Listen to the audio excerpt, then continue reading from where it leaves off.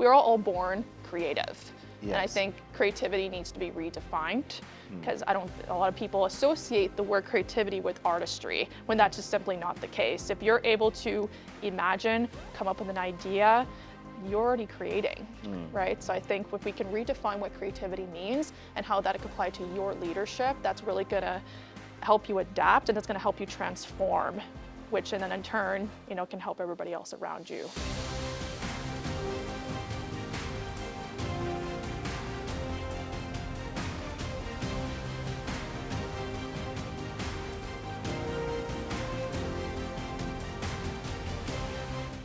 I come from a background in tech for over a decade. I worked in the health tech industry for such a long time. And I kind of was like, I feel like I'm missing something. I feel like I need to use more of my creative juices. And so I started a brand in April 2020. Then I entered the world of Web3 in March 2021 during the bull run, and it just completely opened my world to new possibilities and using blockchain as a medium for my art. What's the brand? It's called Crown and Palette. Crown and Palette. Yes, I started with physical art, and then over time I transitioned to digital, and now I primarily use AI tools to create my work. Is there a specific genre or like area that you focus on? Yeah, I'm kind of spiritual, so I love astrology, human design, women empowerment. So I love designing art where it makes you feel empowered every time you look at them. Okay, nice. Like zodiac signs?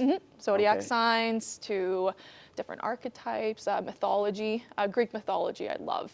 So I incorporate a lot of symbolism. Was it just you got into this in terms of the spirituality because that was what you were passionate about? Yeah, okay. It's something that comes really naturally. So I'm also big on the body chakras, so the 7 body chakras and the crown chakra being connected to spirit, to the universe. I get downloads all the time, and so I channel that into my work.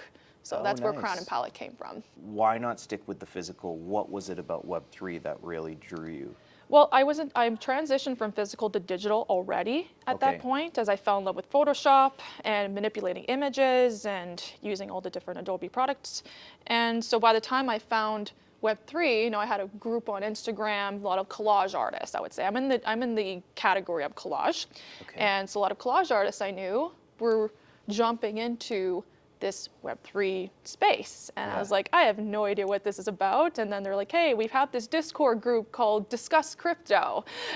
Come join in and see what this is all about. I was like, sure, why not? I'm a techie, I can figure stuff out. And so I had no idea what I was getting myself into, and it completely changed my life. So it wasn't too complicated?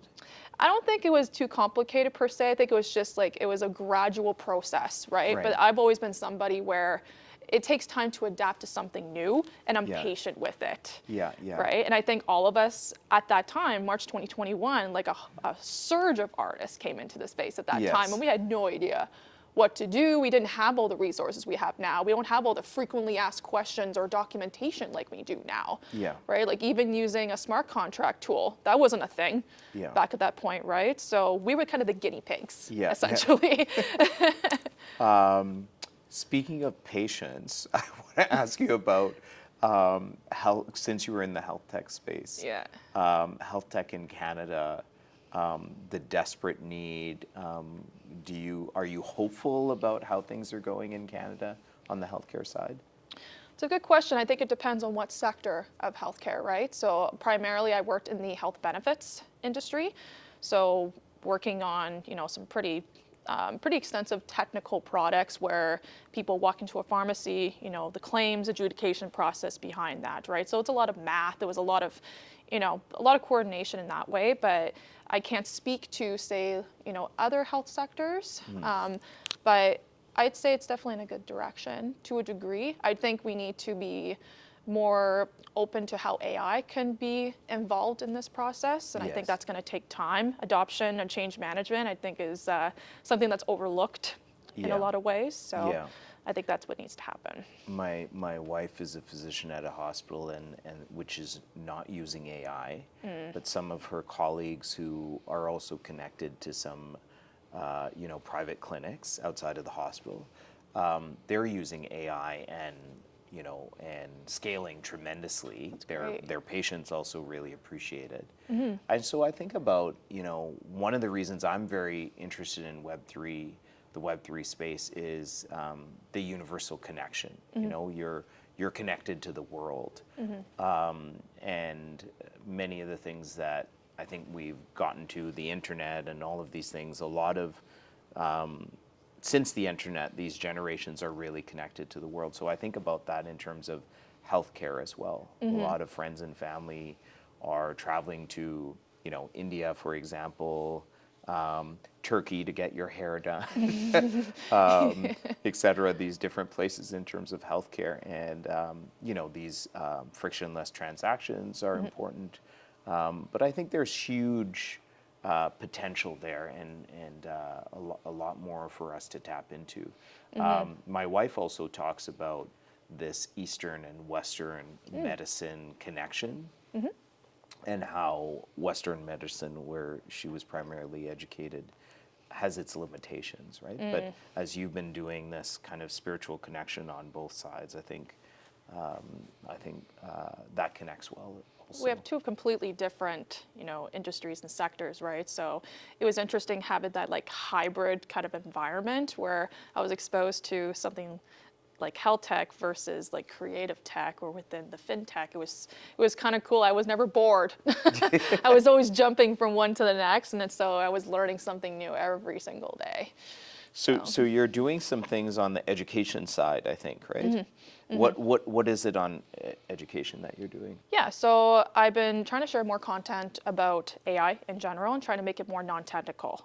Because I feel a lot of people are feeling very overwhelmed about AI in general. Oh, yes. And I feel like we just need to really scale it back a bit and not just give them a bunch of technical jargon. It's like, how can we actually apply what is out there and use it in a way that's unique to us and that's actually going to help us with creative problem solving to collaboration, right? I think the practical use of it, I think, needs to be looked at a bit more. And so I'm actually right now figuring out kind of like my own method or model of how I can support leaders on becoming the next generation of adaptively creative leaders. And so that's a cool thing. Leaders generally, or in leaders general. Okay, That's not specific to just creators. Yeah. I want it to be, you know, across industries, right? It's like we're all born creative. And I Yes. think creativity needs to be redefined because a lot of people associate the word creativity with artistry when that's just simply not the case. If you're able to imagine, come up with an idea, you're already creating, right? So I think if we can redefine what creativity means and how that could apply to your leadership, that's really gonna help you adapt and it's gonna help you transform, which in turn, you know, can help everybody else around you. Do you have any suggestions on how someone who wants to get into the creative space of Web3, what steps they could take? Yeah, I think that's a great question. So before getting into any of the creativity side of things, I think they need to educate themselves on just even a little bit of the technicalities of what blockchain is, what is an NFT, you know, getting the basics, but also understanding how to secure their own assets. I think security is a big one that's overlooked. And why, unfortunately, a lot of people feel that Web3 is a scam, because that's what they see, that's what's been circulating publicly. So the more we can have others to educate themselves on how to secure those assets, that maybe that particular perception may diminish over time. This question is going to be biased because I have a 9-year-old daughter and a 7-year-old son. But what do you see in terms of that next generation getting into the creative Web3 space? That's a great question. So I think there are a lot of ways that they can utilize their creativity in different types of tools, right? So what I think would need to be emphasized, though, is their IP. You know, how important it is to ensure that your creativity and what you create is your own. Like you have direct access to that and how it's being distributed, right? Before getting to the creation side of things, I think we need to have a better understanding of that. Yeah, I feel like my kids' parents need to learn a lot more first, but yeah, because, you know, I want to give them some awareness about what the future holds for them and the possibilities of it. So I think really exploring that. My son is into Minecraft. Oh, yes. And likes to build there. Yeah, yeah. But yes, to your point, like what does IP look like for them, and ensuring that their ideas are secured is going to be really important. Especially with the misuse of using a lot of AI tools, for example.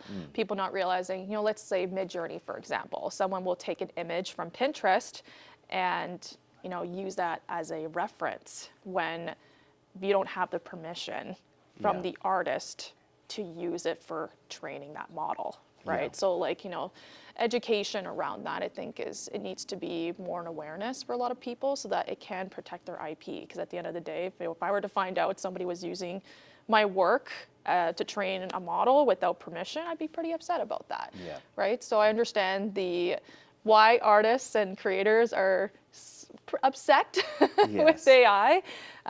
So I think there are ways that we can correct that. Do you think Canada is doing well in that regard in terms of digital IP? I think we could do better. Yeah. I think we do better for sure. I think that applies across the board. Yeah. I just think it's rapidly evolving so fast that we can't even keep up with, what does it mean to have an IP, and, things just keep changing all the time, right? So I think there's no one size fits all answer to that question, and we just have to keep doing the best of our ability. I think the more that we are connecting with people and not being too attached to the technology, we're going to really understand what the real problems are, right? Because it's so easy to get so caught up on the emerging tech or that new model that was just released or this other tool. It's like, forget about that's going to happen like every 2 seconds. But let's actually listen to our communities and to the people around us about what are the problems we're trying to solve. I feel like there's a lot of spirituality that people are yearning for, exploring.